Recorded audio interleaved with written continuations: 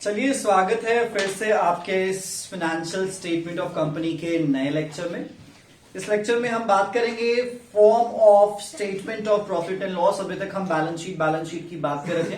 Balance sheet का हमने format देखा, बैलेंस शीट के कंटेंट्स देखे, लायबिलिटीज के हिस्से हमने देखे और असेट्स के हिस्से हमने सब चीज देखे। अब हम बात करने वाले हैं statement of profit and loss. याद रख लीजिएगा, statement of profit and loss and profit and loss account, इन दोनों में आसमान जमीन का अंतर होता है। ठीक है, जो हमने पीएल बनाया है वो proper profit and loss account है। यहां पे हमें स्टेटमेंट बनाना है। याद होगा, अगर मैं आपको एनपीओ वाली कहानी बताऊं तो हम कभी सब्सक्रिप्शन को स्टेटमेंट के रेफरेंस में दिखाते थे और कभी हम स्पेसिफिकली सब्सक्रिप्शन अकाउंट बनाते थे। मैंने आपको एडवाइस किया था सब्सक्रिप्शन अकाउंट बनाइए तो आपके लिए ज्यादा बेहतर, क्योंकि हम अकाउंट सीखने बैठे। ठीक है, तो हम यहाँ पे उसी पूरे के पूरे कंटेंट को एक स्टेटमेंट वाइज रिप्रेजेंट करते हैं। और इसीलिए अगर आप देखोगे आपके पेज नंबर 1.37 पे ये पूरी की पूरी कहानी एक स्टेटमेंट के रेफरेंस में रखी गई है। आप ही देख भी सकते हो। ठीक है, देखोगे सबसे पहले चीज name of the company, company का नाम। और आपको ऑलरेडी पता होगा कि बैलेंस शीट हम as at not as on, वो तारीख और समय वाला जो अंतर है उस अंतर को हम लेके यहां पे चल रहे हैं। क्लियर क्या? तो जो हमारा जो पीएल वाला जो सिस्टम है वो पूरे साल का होता है, तो ये फॉर द ईयर एंडेड बनाया जाएगा। जो बैलेंस शीट है वो एज एट बनाया जाएगा। क्लियर क्या? तो आप यहां पे देखो लिखा हुआ भी है profit and loss statement for the year ended dash. Clear क्या? अब देखो जो भी फिगर्स है, अगर आप यहाँ पे शॉर्ट में लिख रहे हो तो फिगर्स को इन नंबर्स कह सकते हो, फिगर्स इन करोड़ और फिगर्स इन लैक्स आप यहाँ पे मेंशन कर सकते हो। ठीक है, सबसे पहले आप इसका फॉर्मेट देख लीजिए। ऊपर है पर्टिकुलर्स, पर्टिकुलर्स के बगल में note number just like balance sheet. उसके बाद आपके सामने आ जाता है करंट ईयर का, उसके बाद आपके सामने आ जाता है प्रीवियस ईयर का। सेम यहाँ पे फॉर्मेट बैलेंस शीट वाला है, कुछ ज्यादा आपको अंतर नजर नहीं आएगा। करंट ईयर पहले, प्रीवियस ईयर बाद, करंट ईयर के आगे आपके सामने नोट है, उसके बाद आपके सामने सारे के सारे पर्टिकुलर्स। अब देखो याद रख लीजिएगा, रोमन है मतलब रोमन है, 1 2 3 नहीं है। रोमन मतलब रोमन में 1 2 3 लिखा हुआ है। ये फॉर्मेट है, फॉर्मेट आप चेंज ना करें, फॉर्मेट से कोई छेड़छाड़ नहीं होनी चाहिए। सबसे पहले चीज है रेवेन्यू फ्रॉम ऑपरेशंस। आपको ऑलरेडी पता है रेवेन्यू फ्रॉम ऑपरेशंस क्या है, आप इसका अंदाजा लगा भी सकते हैं अगर आपको नहीं पता है तो। मतलब हमने जो भी व्यापार किया, हमने जो भी सेल करा, हमने जो भी परचेस करा, उससे जो भी हमारे पास पैसे आए हैं, याद रख लीजिएगा आपको बताया गया है इनकम और रेवेन्यू, इन दोनों में अंतर होता है। आपने क्लास 11th में ही जब आपने बहुत सारे जो टर्म्स पढ़े थे ना, बेसिक अकाउंटिंग टर्म्स, उसी में रेवेन्यू और इनकम में डिफरेंस आपको बताया गया था। तो हम यहाँ पे रेवेन्यू टर्म की बात करें, मतलब ऐसा पैसा जो कि आपको मिला है अपने काम से, सामान को बेच खरीद के, जो भी आपका हो। ठीक है, उस पैसे को आपने लिख दिया। उसके अलावा आपको और कहीं से जो पैसे मिले उसको आप यहाँ पे एज अ इनकम की बात करेंगे। तो और भी अदर इनकम, जैसे अगर आपको कहीं पर रेंटल है तो आपने रेंट पे प्रॉपर्टी चढ़ाई थी तो वो आपको इनकम मिल गया। अगर आपने कहीं पे कोई मीडिएटर का काम किया था तो आपको कोई कमीशन मिल गया। तो ये सब आपके अदर इनकम्स हैं। अब रेवेन्यू फ्रॉम ऑपरेशंस और अदर इनकम 1 2 को जोड़ोगे तो आपके सामने क्या आ जाएगा? 3, दैट्स कॉल्ड टोटल रेवेन्यू। समझ में आया? लेकिन वो डबल नहीं हो जाएगा फिर? क्या डबल हो जाएगा? मतलब वही अलग अलग लिख रहे हैं, फिर वही चीज साथ में लिख रहे हैं। कहाँ अलग अलग लिख रहे हैं, साथ में लिख रहे हैं? इसमें तो अमाउंट सामान बेचते हो तो रेवेन्यू फ्रॉम ऑपरेशन। कोई प्रॉपर्टी थी आपकी, उसको रेंट पे चढ़ा दिया, अदर इनकम हो गया। बस फिर टोटल रेवेन्यू में आप ही तो हाँ, तो टोटल रेवेन्यू में जोड़ोगे तो सामान बेचे 1 लाख का, जो रेंट से कमाए 20,000 हो गया, 1,20,000। तो फिर 1 लाख भी दिखाया, 20,000 भी दिखाया, फाइनल तो 1 लाख और 20,000 दोनों दिखा के जोड़ दिया। फाइनल बैलेंस 1,20,000 लेके अलग कर दिया। फाइनल बैलेंस कहाँ, वो तो अलग अलग दिया है ना। क्या अलग अलग दिया यार? देखिए ला, जैसे यहां पे लिखा है रेवेन्यू फ्रॉम ऑपरेशन, हाँ, ठीक है, तो रेवेन्यू फ्रॉम ऑपरेशन मतलब आपके काम से, जो भी आपके बिजनेस का मेन काम है। ठीक है, उसके बाद अदर इनकम और भी जो आपकी इनकम, याद होगा आप अपने पीएल के क्रेडिट साइड इनकम्स में भी लिखते थे ना, रेंट है, कमीशन है, सैलरीज है, कहीं से मिला तो वो, तो उसको जोड़ के आपने टोटल रेवेन्यू में दिखा दे, काम खत्म। लेकिन वो तो ऊपर भी तो दिखाया है ना। हाँ, तो ठीक है, आपको यही कहना है कि ऊपर 1 लाख और 20,000, नीचे 1,20,000, दोनों एक बार दोबारा हो गया।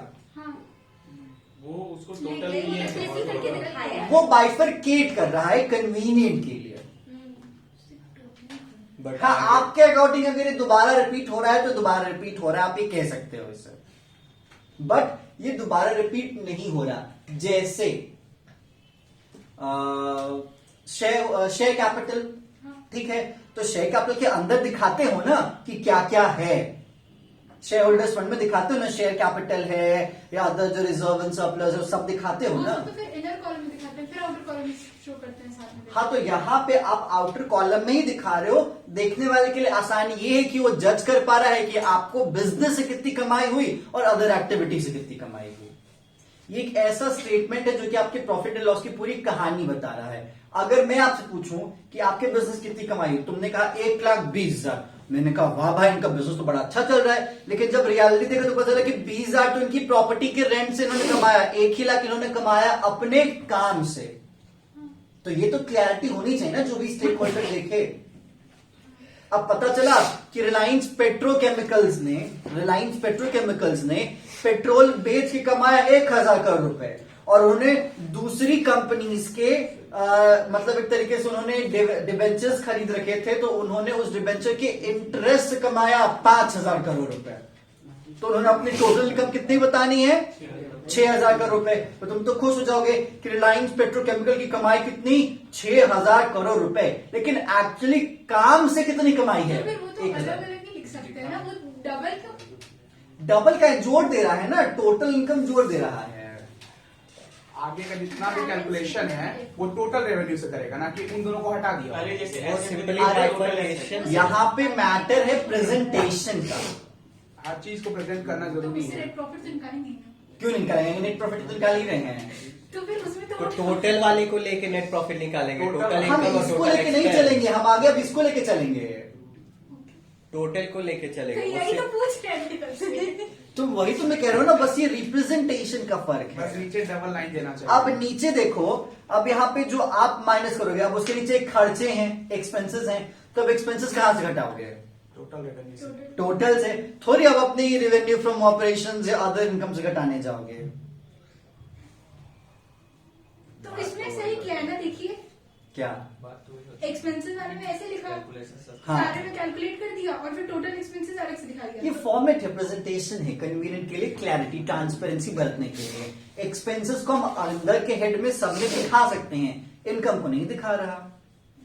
जैसे सारे एसेट को दिखा के फिर टोटल एसेट करती हो तो इसमें बस गलती है ना कि टोटल एक्सपेंस वाले लाइन में दो डबल लाइन डबल लाइन होना चाहिए था कि एक बार हाँ। बाइफरकेशन फॉर्मेट कर रहा है। ये बुक का गलती है मेरे ख्याल नहीं, नहीं, वो format डबल नहीं लाइन आप होता। कब करते हैं? जब टोटल होता है। जब पूरा खत्म होता है। खत्म हो रहा है दिया पूरा। हुआ है तो TS टोटल रेवेन्यू तो यहाँ पे तो पूरा हाँ, रेवेन्यू का TS में डबल लाइन दिया हुआ है फिर। हाँ हाँ, दिया हुआ है। पूरा रेवेन्यू का टोटल हो रहा है। मैं यही चीज कह रही थी कि ये साथ साथ क्या, फिर यहाँ डबल लाइन कर दिया। इसमें इसने अलग अलग रिप्रेजेंट करने का तरीका है। बेसिक सेंस है कि आंसर आना चाहिए।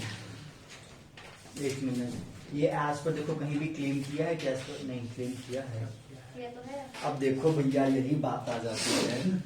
टीएस गरेवाल ने डबल लाइन दिया है, ठीक है, डीके गोयल ने सिंगल लाइन दिया है। दोनों ने कहा है कि हमने शेड्यूल 3 के अनुसार बनाया है।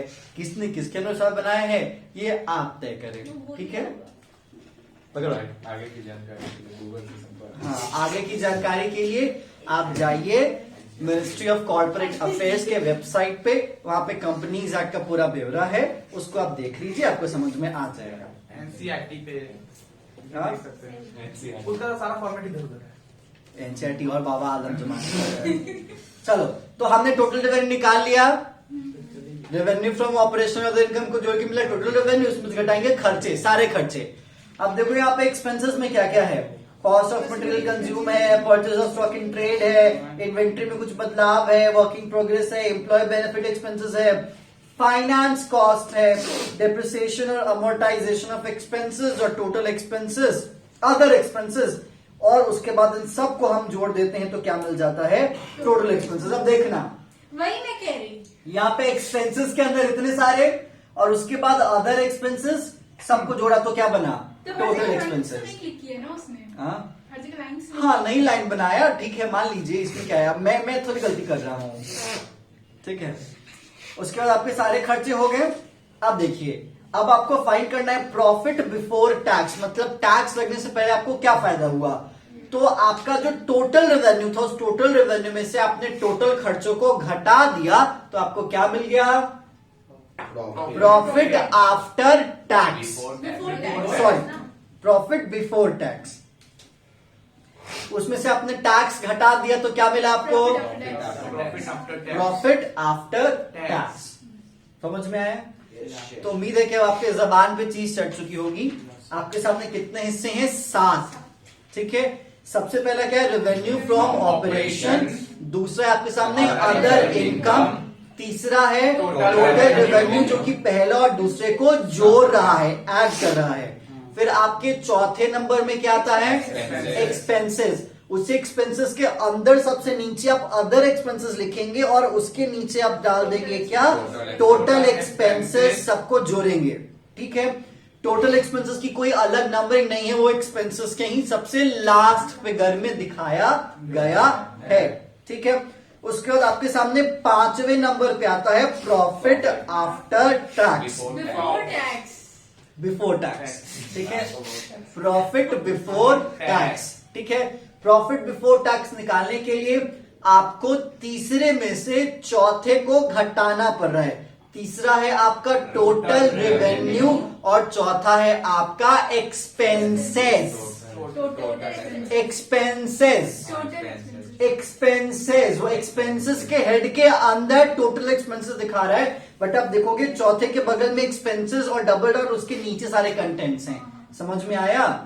क्लियर? उसके बाद आपको जो भी अमाउंट मिलेगा वो क्या मिलेगा? Profit before tax.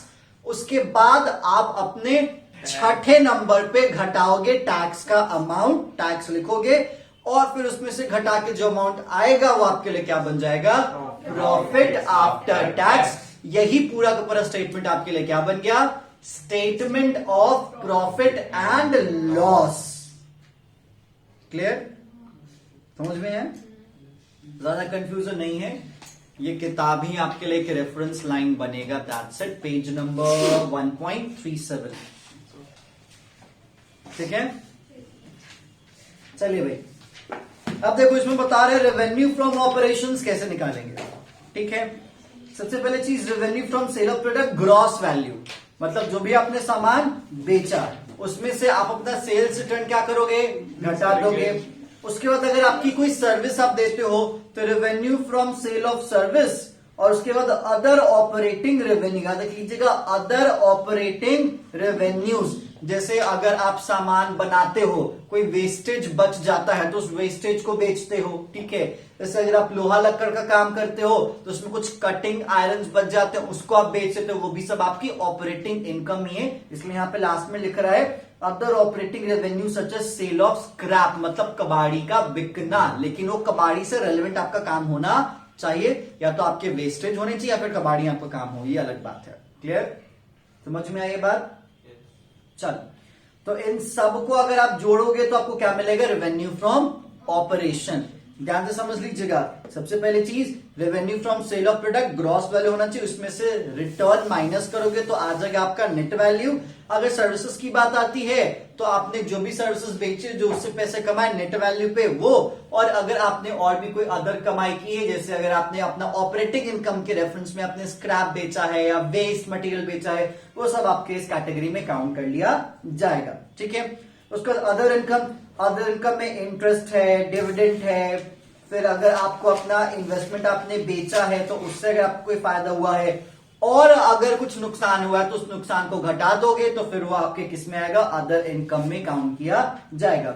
Other income में और भी चीजें हैं, जैसे रेंट की इनकम है, डिस्काउंट आपको मिला है, ठीक है, कमीशन आपको मिला है, फिक्स एसेट बेचा उस पर आपको फायदा हुआ है, अगर आपने न्यूज पेपर ये सब बेचा है उस पर आपको फायदा हुआ है, या फिर इनकम टैक्स का रिफंड आपके पास आए, मतलब सीधी बात कोई भी आपके लिए कमाई का जरिया बना है, जो कमाई हो सबको आप इसमें काउंट कर लोगे तो आपके लिए अदर रेवेन्यूज में काउंट किया जाएगा, अदर इनकम में काउंट किया जाएगा। क्लियर? इसी पे आप इलस्ट्रेशन नंबर 25 है, 26 है, 27 है, वो देखेंगे आप। 28 इसी पे आपका बेस्ड है।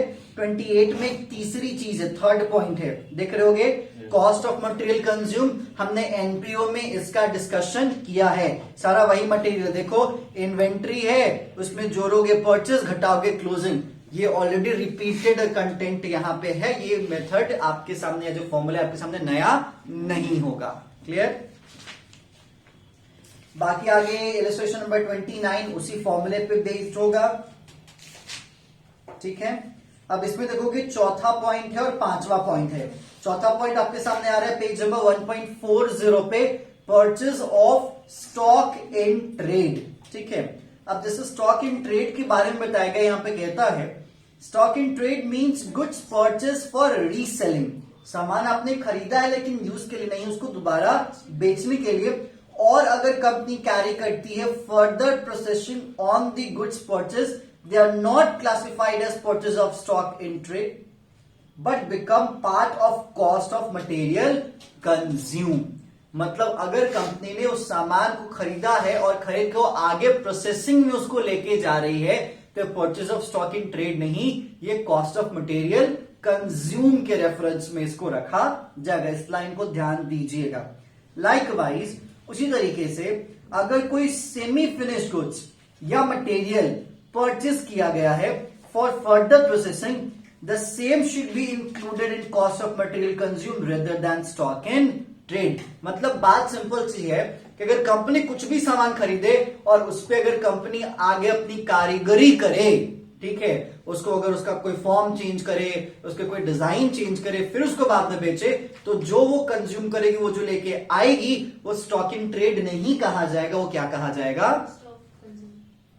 Cost of goods consume. जैसे फॉर एग्जाम्पल मान लेते हैं मैंने जैकेट्स खरीदे, ठीक है, अब जैकेट्स खरीदे मैंने, तो मैं जैकेट्स ही बेचूंगा, लेकिन जैकेट्स में मैं डिजाइन करके बेच रहा हूं। ठीक है, जैकेट्स में और कुछ कारीगरी जोड़ दे रहा हूं, जिन जैकेट में टोपी नहीं उसमें मैं टोपी जोड़ दे रहा हूं। ठीक है, तो आपको क्या लगेगा कि सर ये तो स्टॉक इन ट्रेड होगा ना, क्योंकि आपने खरीदा था इसको दोबारा बेचने के लिए। लेकिन नहीं, मैंने इसको खरीदा, इस पे काम किया, इस पे प्रोसेसिंग की, इसकी कीमत बढ़ाई, फिर मैं इसको बेच रहा हूं, तो इस स्टॉक इन ट्रेड में ना जाके कहा जाएगा, कॉस्ट ऑफ गुड्स या मटेरियल कंज्यूम में जाएगा। समझ में आया ये फंडा क्या कह रहा है यहाँ पे? कॉस्ट कंज्यूम कैसे होगा?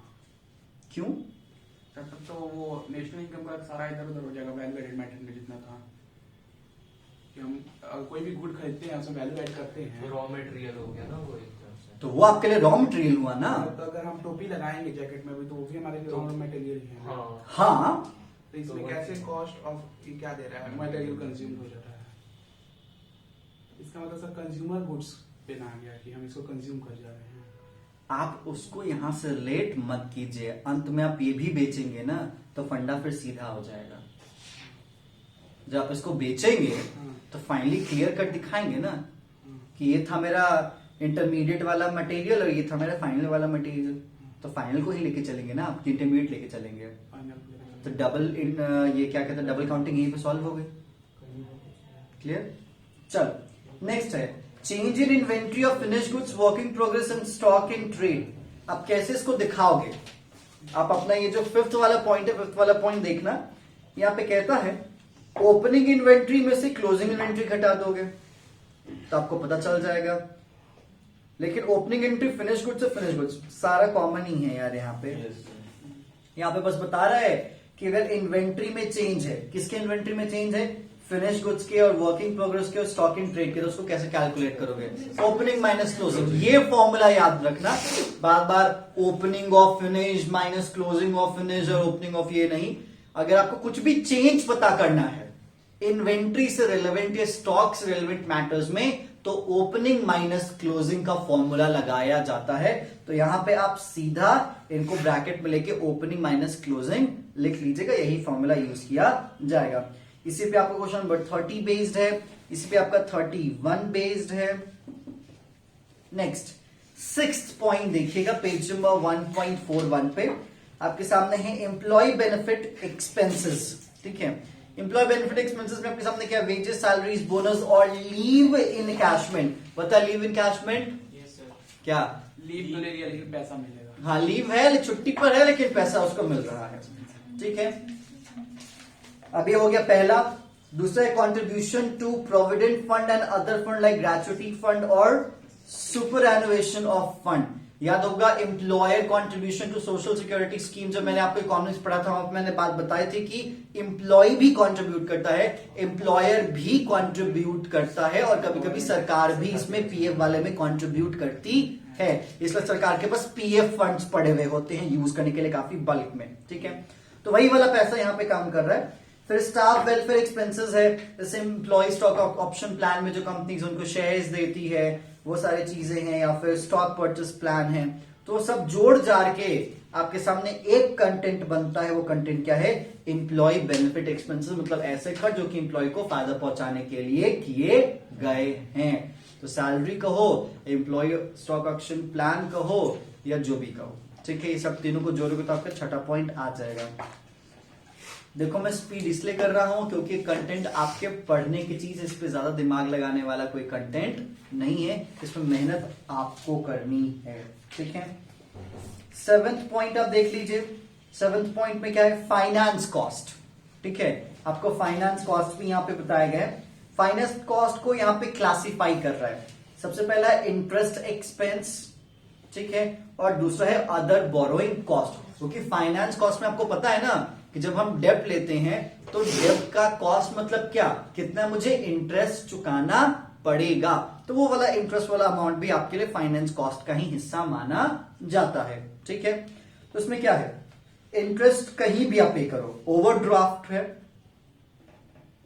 ओवरड्राफ्ट से भी पैसा आ रहा है, डिबेंचर से भी पैसा आ रहा है, लोन से भी पैसा आ रहा है, अदर बोरोइंग से भी पैसा आ रहा है, और सब पे मुझे इंटरेस्ट पे करना पड़ रहा। तो उन सभी इंटरेस्ट को जोड़ोगे तो आपके फाइनेंस कॉस्ट में काउंट किया जाएगा। तो इसलिए आप देख लो, interest paid on term loan from bank, interest paid on overdraft and cash credit limit from bank, interest paid on debentures, bonds and public deposit, सब इंटरेस्ट को जोड़ा है। तो आपका इंटरेस्ट नेचर वाला खर्च। और दूसरा है other boring expense. Other boring expense का मतलब क्या? आपने डिबेंचर इश्यू तो किया लेकिन डिस्काउंट वाला आपके लिए क्या हो गया? कॉस्ट बनेगा, फाइनेंस कॉस्ट बनेगा, ठीक है। अगर आपने डिबेंचर को रिडीम किया है प्रीमियम पे, तो जो प्रीमियम वाला अमाउंट उसी को हम एक तरीके से लॉस रिप्रेजेंट करते थे। कहा गया था ना कि फिर इसको अंत में जब आप राइट ऑफ करोगे तो किससे राइट ऑफ करोगे? स्टेटमेंट ऑफ पीएल से। कहा गया था प्रीमियम से, प्रीमियम नहीं है तो रिजर्व से, और रिजर्व नहीं है तो पीएल से। वही वाली चीज है यहाँ पे। नेक्स्ट है लोन प्रोसेसिंग चार्जेस, बैंकों को पे किया जाता है लोन प्रोसेस करने के लिए। गारंटी चार्जेस है, कमिटमेंट चार्जेस हैं, और commission paid for deposit mobilisation, ठीक है। ये बेसिकली आमतौर पे एजेंट्स हायर किए जाते हैं, जो एजेंट्स मुझे डिपॉजिट्स ला के देते हैं, फिर उसमें से उनको थोड़ा सा कमीशन हम देते हैं। तो सारी चीजें जब ऐड करते हो तो आपके पास जुड़ के बनता है क्या? Other borrowing cost. और अदर बोरोइंग कॉस्ट में इंटरेस्ट एक्सपेंसेस को जोड़ोगे तो आपके पास क्या आ जाता है? फाइनेंस कॉस्ट, ठीक है। इसी पे बेस्ड है आपका 34, इसी पे बेस्ड है आपका 35, ठीक है। डिप्रिसिएशन और अमोर्टाइजेशन आपको ऑलरेडी पता है। डिप्रिसिएशन क्या है मुझे बताने की कोई जरूरत नहीं है। अमोर्टाइजेशन आपको ऑलरेडी मैंने डिस्कस किया था 11th में कि जो डिप्रिसिएशन का नाम टैंजिबल में यूज किया जाता है वही अमोर्टाइजेशन होता है इंटैंजिबल एसेट्स में। दोनों चीजें सेम होती हैं, ठीक है। देखो लिखा हुआ है cost of intangible fix assets written off such as goodwill, patent, computer software etcetera, ठीक है। अदर एक्सपेंसेस सारे बताए हुए हैं, ठीक है। अदर एक्सपेंसेस में आपके सामने 20 एक्सपेंसेस हैं, आप इन एक्सपेंसेस को जोड़ लीजिएगा। यहीं पे सारे एक्सपेंसेस क्या हो जाते हैं? खत्म। और उसके बाद सारा जोड़ के क्या बन जाता है? Total expense. फिर उसके बाद आपको क्या करना होता है? अपने टोटल रेवेन्यू में से एक्सपेंस को घटाना होता है, तो आता है प्रॉफिट बिफोर टैक्स। उसमें ज्यादा कोई गेम है नहीं, ठीक है। प्रॉफिट बिफोर टैक्स के बाद उसमें से टैक्स घटाओगे तो क्या आ जाएगा? Profit after tax. यही आपको जानना था अपने स्टेटमेंट ऑफ पीएल से। खत्म, ठीक है। काम क्या कीजिएगा?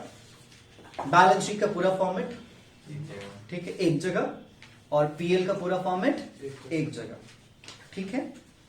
अगर आप बना पाए तो जो भी उसके सब हेड्स हैं और हेड्स के जो सब हेड्स हैं, जब आप क्वेश्चन सॉल्व करेंगे तो अपने आप याद आ जाएगा। बस ये है कि आपके जबान पे बैलेंस शीट और आपके जबान पे स्टेटमेंट ऑफ पीएल होना चाहिए। इस चैप्टर में यही दो चीज आपसे मांगता है और कुछ नहीं मांगता। और ये चैप्टर पूरा थ्योरी पे बेस्ड, आपको पता है इसमें न्यूमेरिकल कुछ नहीं है।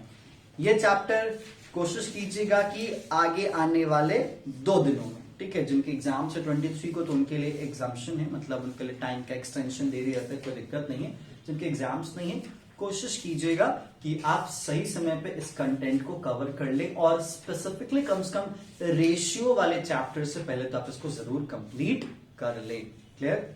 तो यहाँ पे जो हमारा टारगेट था 2 दिन का, उस 2 दिन में हम इसी को कवर कर चुके हैं। कल हम स्टार्ट करेंगे आपका जो दूसरा चैप्टर है, जो कि आपका चैप्टर है यहाँ पे फाइनेंशियल स्टेटमेंट एनालिसिस। कल ये खत्म हो जाएगा। कल ये जो आपका फाइनेंशियल स्टेटमेंट एनालिसिस है, ये चैप्टर खत्म हो जाएगा, लेकिन आप फ्लैशबैक जरूर करके आएंगे ये जो अभी हमने फाइनेंशियल स्टेटमेंट ऑफ कंपनी पढ़ा है उसका। क्लियर? तो चलिए आज के लिए इतना ही। Stay tune for next session. Thank you.